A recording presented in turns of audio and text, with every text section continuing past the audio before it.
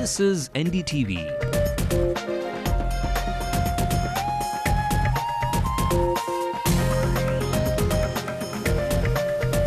And you're watching NDTV Hindu.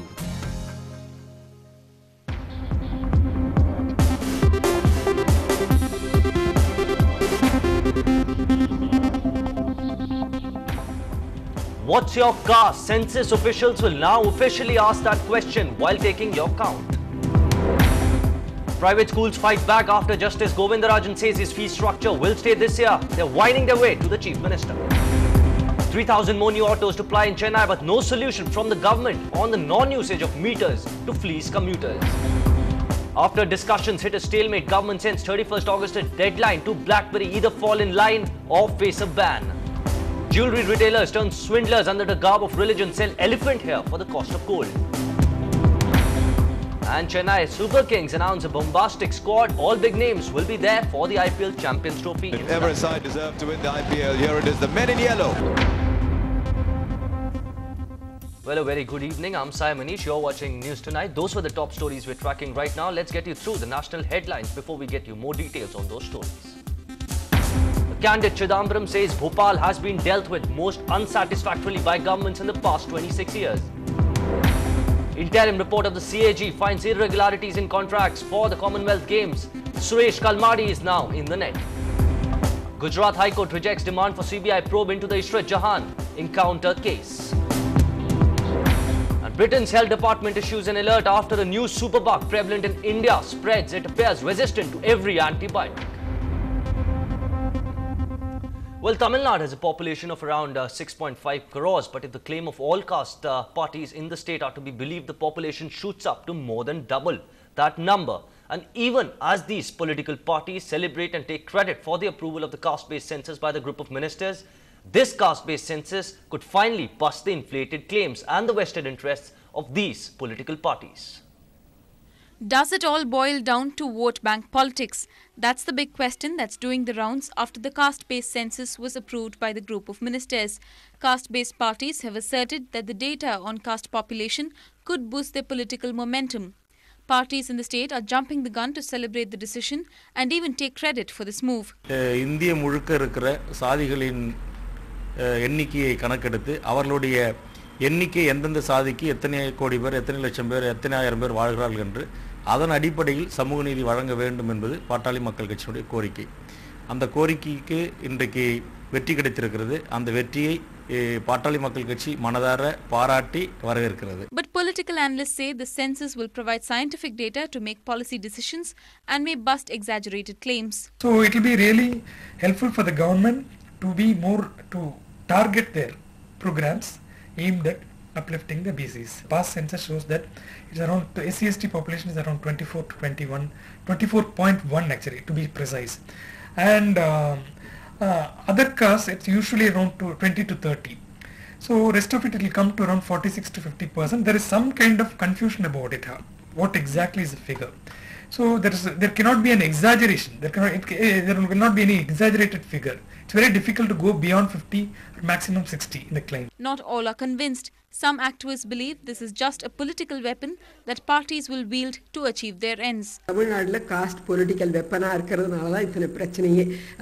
இது வந்து நேரோ பொலிட்டிக்கல் எண்ட்ஸை பற்றி தான் நம்ம யோஜனை பண்ணிக்கிட்டு இருக்கோமே ஒழிய உண்மையிலேயே இந்த காஸ்ட் டிவிஷன்ஸ் வேணுமா அப்படின்னு பார்க்கும்பொழுது ஜாதிகள் என்பது பிரிவினைக்கு ஒரு காரணமாக ஆயிடுதே ஒழிய ஒன்றாக்கிறதுக்காக இல்லை.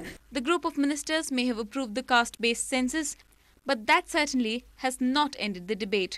In Chennai with Peer Mohammed, Nithila, NDTV Hindu. Now that private schools won't give up, it seems 2 days after Justice Govindarajan said his recommended fee structure will stay for this year, there's no word of refund of excess fee collected by the private schools. In fact, they are only hoping to collect more. For that, they have taken their protest to a new level. Sources have told NDTV Hindu that private schools authorities are preparing for a meeting with the Tamil Nadu Chief Minister M. Karunanidhi to discuss the school fee structure. The case of the private schools was left limping after the ultimatum delivered by the Govindarajan committee just yesterday. Now, as a last resort, the private schools are seeking the help of the Chief Minister to set back the recommendations of the Govindarajan committee. However, the fee structure committee has stated that any petitions regarding revisions in the new fee structure will be considered only only in the next academic year. Certainly we will not be able to manage running the school. In case we have to really comply with that fees fixed by the committee, then options are two. One is we have to cut down the strength of both the teaching and supporting staff. Number two, strength of the students in each class also to be increased from 40 to 60. Definitely it will affect the quality of education. Well, more than 3,000 auto rickshaws will soon join Chennai's already large fleet. The first 10 permits were issued today by Chief Minister M. Karunanidhi at the old Secretariat. It marks the end of a 12-year freeze on inducting new auto rickshaws. The government hopes the move will bring an end to overcharging by drivers. This man is one of the proud owners of a new auto rickshaw. He's optimistic that his vehicle, to be inducted in Chennai's already large fleet of public auto rickshaws, will produce profits. 3,100 new permits are to be issued to operate in Chennai and 4,900 permits for other parts of the state.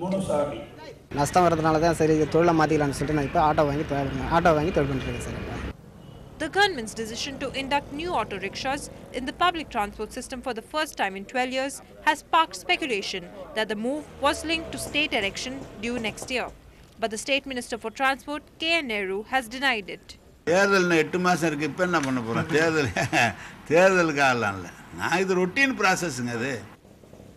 Justifying the move, the minister pointed out that even small cities had more auto rickshaws on its roads.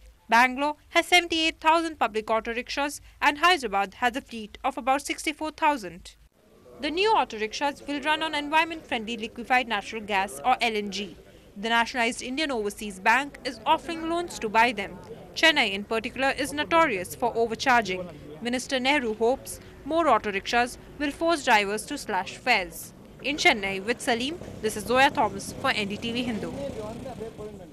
Well, you know that there is something seriously wrong when people start buying hair at the same price as gold. Gold retailers have chosen to rely on the age-old tactic of tugging at religious sentiments to loosen the purse strings of customers. NDTV Hindu tells you how many jewelers could have taken you for a ride if you have bought jewelry with the elephant hair. Yeah, that's right, elephant hair. Take a look. How much are a few strands of elephant hair worth? 10 rupees? 100? 500? How about 18,500 rupees for every 10 grams? Well, that's pretty much what you paid this Adi if you bought a ring or a bangle with an elephant's hair. Playing on religious beliefs, famous retailers in the city add to the weight of the jewelry by using elephant hair. Traditional, very sentimental reason why they have elephant hair on gold is basically there's a superstitious, or maybe there's actually something which people believe that the elephant tail gives you courage. Worse, the customers are then charged for the combined weight of the gold and the hair. They support the pricing tactics by claiming that elephant hair is rare and commands the same value as gold. Actually cannot get the weight separately and the gold, because once it's molded, that's how you can weight. You can't weight separately and get it out. Right, so customer has to pay for the entire... They have to pay for the entire thing. It's actually the elephant tail's cost, it's nothing more than that. Okay. It'll be the same cost as gold.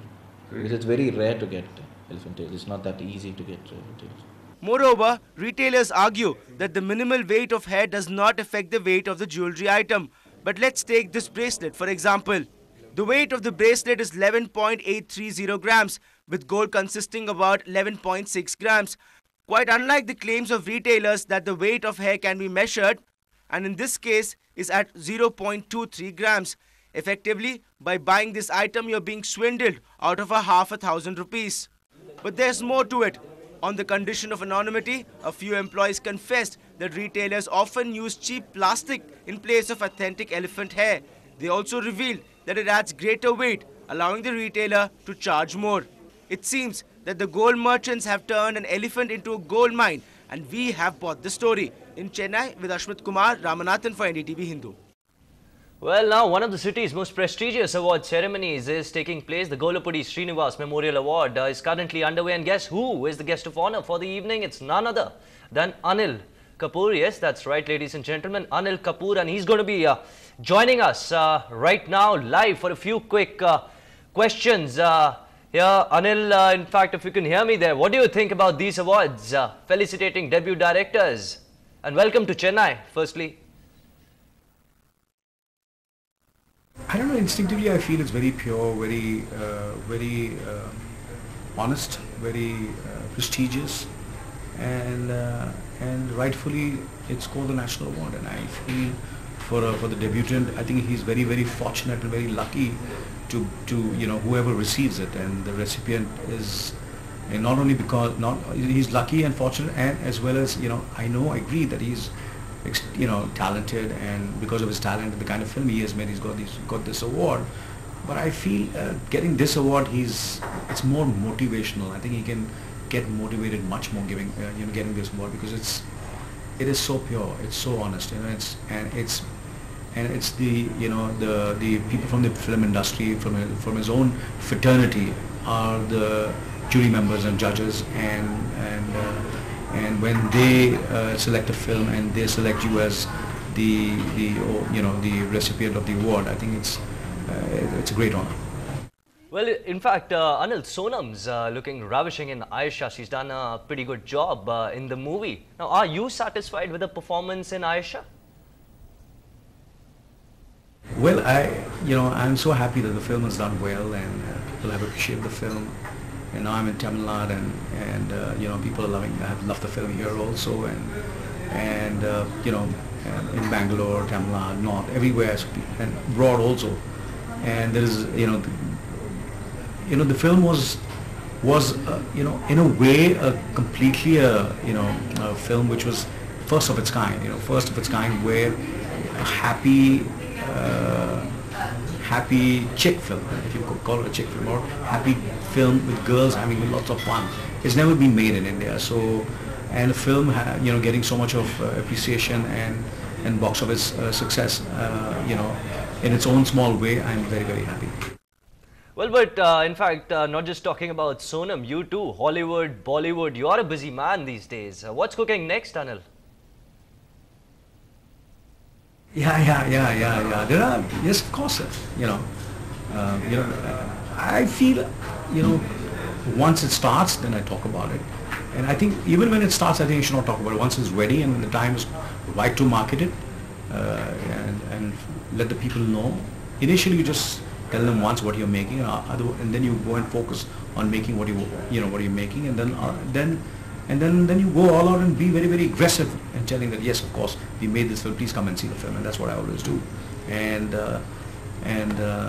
so that's what it is. I'm going to make at least 2 films a year, definitely as a producer. I'll try my best, and as an actor, I'll do 1 film in India or 1 or 2 films in India. Hopefully in 2011. I'll have these 2 releases, and internationally, I think hopefully I should do something in 2011 for international, anything international. I think hopefully in 2011, one assignment. Yeah. Well, of course, Bollywood, Collywood, you're a busy man, but anything in Collywood that's coming up your way, are you planning to move south of the Vindhyas through the Tamil film industry? Any projects in that respect, Anil? That's the only language I haven't done a film. I've done a Malayalam film, I've done a Telugu film, I've done a Kannada film. I've never done a film in Tamil. So I hope to do 1 film in Tamil. And if there's any off, I would love to do that. Well, but there are also rumors, Anil, in fact, that you are acting in Salman Khan's Being Human Foundation for free now. Is that true? No, nothing. It's just, it's nothing like that. It's too premature. I don't know how that article came out, but there is some, talk about some charity foundation which Salman is doing. But when the time is right, I'll speak about it. Yeah.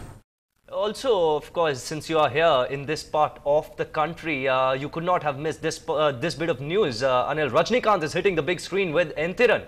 Aishwarya Rai also starring there. What do you think about Rajini's next? Yeah, I wish him all the luck. I think both are my favorite. Shankar is my favorite director, and I did a film with him, Nayak.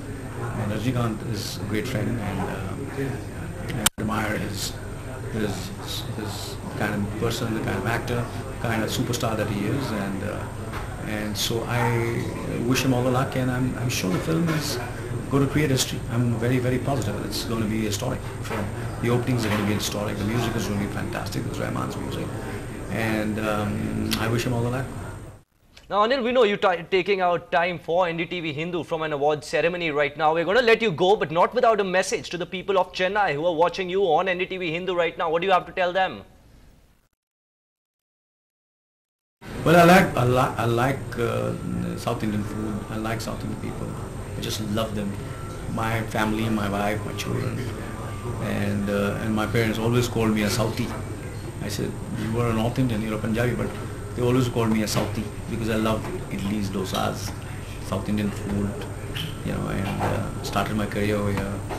So I'm basically a Southie. So why are you asking me to wish myself? Because I myself a Southie. So what do I tell? I wish myself happy, good luck to all the Southies, that is including. That's right, very stereotypical. In fact, Anil Kapoor, will let you go. You are extremely short of time. Thanks a lot for joining us live here on NDTV Hindu. That was Anil Kapoor, of course, taking out some time from the award ceremonies in Chennai right now, talking to us here on NDTV Hindu. Now, we're going to be slipping into a very short break, but up on the other side, the country is in acute shortage of horses that will help create a Miami within mini hills. And look who's keeping Chennai in the pink of health for more than a century. All that and much more. Stay with us.